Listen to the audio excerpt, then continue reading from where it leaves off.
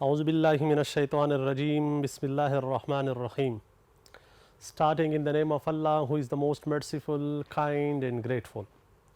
Welcome my dear students. I am Waqas Ahmad and my subject is English. Dear students, I hope that you must be fine and doing well.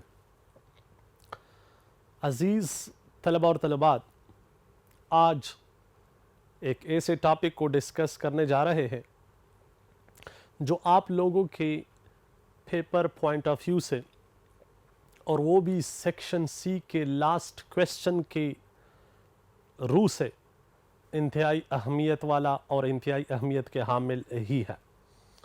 इस question में आप लोगों को paper pattern में बता चुका हूँ कि या तो लेटर राइटिंग वहाँ पर आता है या एप्लीकेशन राइटिंग।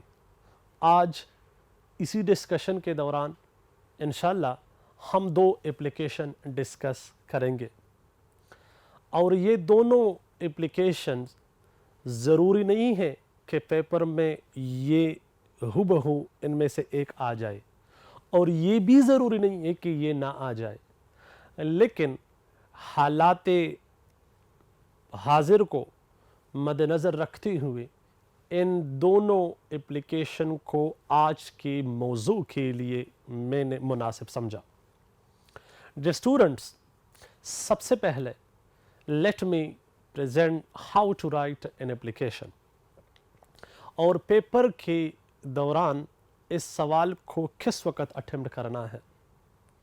याद रखिए स्टूडेंट्स, अक्सर स्टूडेंट्स टाइम की किल्लत की वजह से इस सवाल को पाए तकमील तक नहीं ले जा सकते हैं, और वो इनसे कासिर होते हैं कि इस सवाल को किस तरह अच्छे तरीके से अटेंड करें। सबसे पहला पॉइंट ये है कि इस सवाल को जब भी आपने लिखना है, जब भी आपने इस पर ट्राई करनी है, तो वो फ्रेश पेज से ही शुरू करनी है, क्योंकि इस सवाल के 10 मार्क्स होते हैं और 10 मार्क्स पेपर में एक चीज़ पर किसी भी पोर्शन के नहीं है। तो ये इंतहाई अहमियत वाला सवाल है। हाँ, सेक्शन सी में हर सवाल के 10-10 मार्क्स है, लेकिन वहाँ पर 2 पार्ट्स भी होते हैं। This is one and only one. Clear? और ये जो एप्लीकेशन के अल्फाज आपके जहनों में है, you can write from your own mind, you can write and you can go with your own English style. ज़रूरी नहीं कि इसको क्रैम करो, रट्टा लगाओ, अपने दिमाग का हो। नो, तरीका सीखो, वर्ड्स की आगाज़ किस तरह करनी चाहिए वो ज़रा सीखो, then you can go for your application. अच्छा जी, सुनिए, एप्लीकेशन को आप लोगों की पेज का जिस तरह आप लोगों को अभी नज़र आ रहा है, ये राइट साइड से स्टार्ट है। तो आप लोगों का जो स्टार्ट होगा ये बिल्कुल राइट टॉप मोस्ट पर ही होगा, और ये आपने ज़रूर मार्जिन लाइन लगाए होंगे। उसी मार्जिन लाइन के बिल्कुल एडजेसेंट आप लोगों ने आगाज़ लेना है। Remember right side. ठीक, पॉइंट नंबर 1।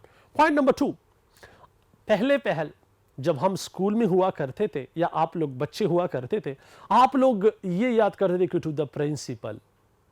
टू को आज कल लोग इस्तेमाल नहीं करते, और ये क्यों इस्तेमाल नहीं करते?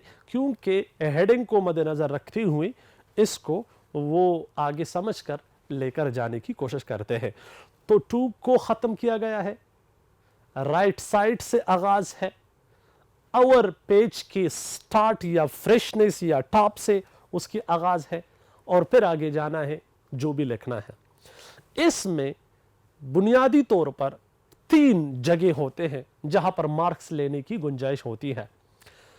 स्टार्ट, मिड और एंड, ये 3 जगह है।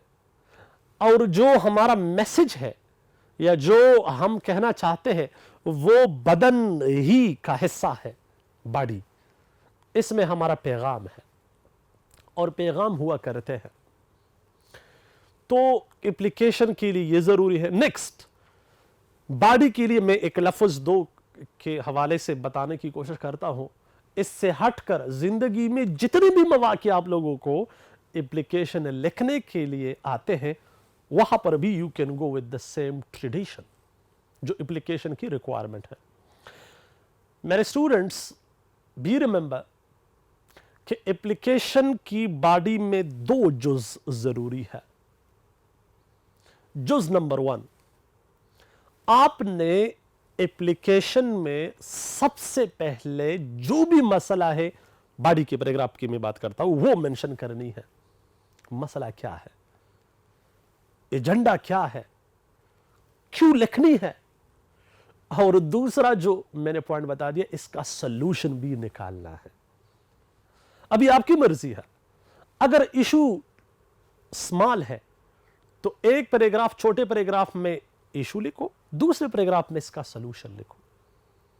अगर एजेंडे ज्यादा है तो अक्सर लोग ये करते हैं कि एक पैराग्राफ ही के अंदर वो एजेंडा लिखते हैं और उसी का सॉल्यूशन निकालते हैं, फिर दूसरे पैराग्राफ में एजेंडा लिखते हैं और सॉल्यूशन वहां पर मेंशन करते हैं।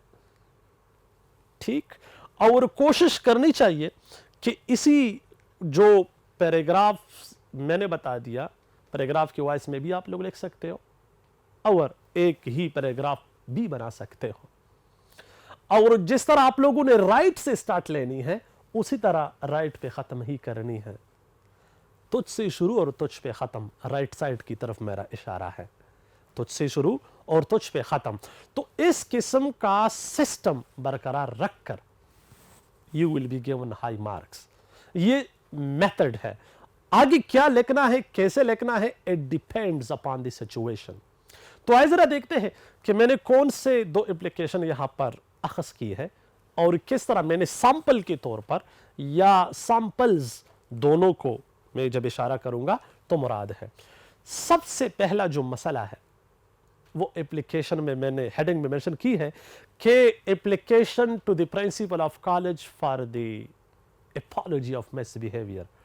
आप लोगों से जवान हो सकता है, नो प्रॉब्लम, कोई स्टूडेंट ने या किसी स्टूडेंट ने गुस्ताखी की, टीचर के साथ थोड़ी सी बदतमीजी की, अपने जवानी दिखा दी, लेकिन बाद में उसने पछतावा महसूस किया और उसी पछतावे का जो रिजल्ट है पेज पर दिखाना चाहिए, पेज पर नजर आनी चाहिए। और वो किस तरह, टीचर, इस एप्लीकेशन का समरी ये है कि टीचर के सामने स्टूडेंट ने गुस्ताखी की या उसकी थोड़ी सी इंसल्ट की, लेक्चर को डिस्टर्ब किया, तो टीचर ने क्लास से निकाला और इसी निकालने की वजह से ये भी कहा कि जब आप मेरी माफ़ी के लिए आओगे मैं तो माफ़ करूंगा, लेकिन टीचर प्रिंसिपल का साइन होना चाहिए, डायरेक्टर का साइन होना चाहिए, इजाज़त नामा होना चाहिए। तो ये डायरेक्टर या प्रिंसिपल को साइन एप्लीकेशन लिखते हैं और वहाँ पर कहते हैं कि मैंने इस टीचर से माफ़ी मांगी, उसने ये बताया कि आपका जो साइन है या आपका स्टैम्प है वो ज़रूरी है, फिर क्लास में मैं छोड़ूंगा, प्लीज़ ज़रा मेरे टीचर को रिक्वेस्ट करें। ये उसका मेन लबोलबाब है। आइए ज़रा देखते कि क्या है। द प्रिंसिपल राइट साइड से मैंने स्टार्ट लिया है, मेरा राइट साइड ये है। इस तरह नहीं कि आप व्हाइट बोर्ड की तरफ देखोगे क्या चाहिए तो लेफ्ट साइड पे आता है, नो नेवर। मैं आप लोगों को बताता हूं कि ये जो अभी मेरा है ये मेरा लेफ्ट साइड पर नजर आ रहा है और इसी लेफ्ट साइड पर ये राइट साइड पर नजर आ रहा है और इसी राइट साइड पर जो नजर आ रहा है ये इसलिए कि जो ये मैंने रूल में बताया राइट साइड पर आनी चाहिए। द प्रिंसिपल ABC, कॉलेज का नाम मेंशन नहीं करना है, शायद बोर्ड में आ जाए, ऐसा ना हो कि आप लोग लिखो कि पंजाब ग्रुप ऑफ कॉलेजेस, हरफ ग्रुप ऑफ कॉलेजेस, रहीम यार Khan campus, Lahore campus, Islamabad campus, बिल्कुल मेंशन नहीं करना चाहिए।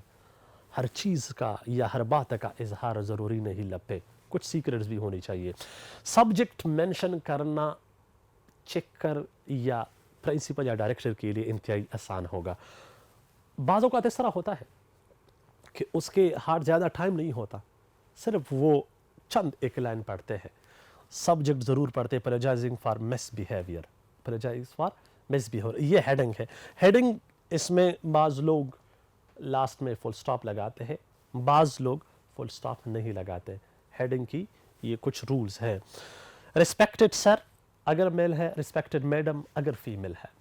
क्या है, विद utmost रिस्पेक्ट, सबसे पहले it stated that I have been found guilty of my misbehaviour, मैंने अपने आप को एक अजीब, मैंने अपने आप को इस हालत में देखा, मालूम मुझे हुआ कि आपने गलती की। कहां पर? इंग्लिश टीचर के सामने। In fact it was my huge mistake which made me kicked out of the class bye my teacher. और ये गलती इस तरह थी कि मैंने टीचर को मजबूर किया कि वो मुझे क्लास से बाहर धक्का दे, भगा दे या फेंक दे। मुझे इस चीज़ का एहसास हो रहा है। एंड सेड यू वुड गो। यहाँ तक, यहाँ इस बोर्ड पर है। आइए ज़रा जाते हैं नेक्स्ट बोर्ड पर कि वहाँ इसका जो अधूरा हिस्सा है वो किस तरह नज़र आ रहा है। तो आइए ज़रा नेक्स्ट बोर्ड की तरफ। अच्छा जी, पिछले बोर्ड पर आप लोगों ने ये देखा कि उन टीचर ने कहा कि यू वुड गो, कहा to principal's office for taking permission of the class, कि जाओ कि इजाजत लो टीचर प्रिंसिपल से। I did not want to do that, वो गलती मैं नहीं करना चाहता था। And I am ashamed of my that bad act in front of my English teacher. और मैंने जो गलती या जो कारनामा किया है, जो करतूत का इजहार किया है, उस पर मैं इंतहाई शर्मिंदा हूं। So kindly requested to tell him, please आपसे गुजारिश है, दरखास्त है कि उसे जरा बता देना एंड सॉल्व माई इशू, और मेरा ये मसला हल कर दे। क्यों? आगे एग्जाम्स आने वाले हैं, क्यों आगे टेस्ट आने वाले हैं, क्यों मैं एक शरीफ खानदान से हूँ, क्यों मेरा अबू क्या कहेगा, क्यों मेरे दोस्त मुझ पर हंसेंगे, क्यों मेरे वालिदैन को अगर पता चले तो वो मुझे जिंदा छोड़ेंगे नहीं। इन सब चीज़ों का मुझे ख्याल है। पहले पता नहीं था, जवानी का थोड़ा सा वो मैं होश खो बैठा था। I have asked for apology, मैंने टीचर से गुजारिश की है, but he demanded your permission, लेकिन उसने आपकी इजाजतनामा पूछा है। नाउ अभी आई एक्सक्यूज माई मिस्टेक, तो यहां पर जो माई है, आई एक्सक्यूज माई मिस्टेक, ये यहां पर ऑफ नहीं आना चाहिए। आई एक्सक्यूज माई मिस्टेक, मैं अपनी गलती का माफी मांगता हूं। And please allow me to sit in class, और मुझे इजाजत दो बराए करम कि मैं क्लास में बैठ जाऊं। राइट साइड से मैंने स्टार्ट लिया था और इसी राइट साइड पर मैंने खत्म किया। Thanks sincerely yours. एक चीज और ज़हन में याद रखिए, याद रखो, ये मैं एडिशन करता हूं, बी रिमेंबर। अगर यहां पर सिंसियरली आएगा या ओबीडियंटली आएगा या फेथफुली आएगा, तो यहां पर यूअर के साथ इस लगाना जरूरी है। अगर ये सिंसियर है तो फिर यहां पर इस लगाने की जरूरत नहीं है। तो क्या आएगा? यूअर्स सिंसियरली या सिंसियरली यूअर्स जरूर मेंशन करना है, और ये अपॉस्ट्रोफी के बगैर लिखना है। बाज लोग इस यूअर्स को इस तरह मेंशन करते हैं जो गलत है। क्लियर? एंड XYZ आपका नाम क्या है ये भी मेंशन नहीं करना है। ये तो जनरल है, अपने डायरेक्टर को, अपने प्रिंसिपल को लिखना है तो you will write clearly. Clear? This was one of the applications. आइए जरा देखते हैं कि नेक्स्ट एप्लीकेशन किस चीज के ऊपर है और उसको हमने किस तरह उसका सैंपल बनाया है। तो आइए जरा देखते हैं नेक्स्ट बोर्ड की तरफ और जाते हैं वहां पर।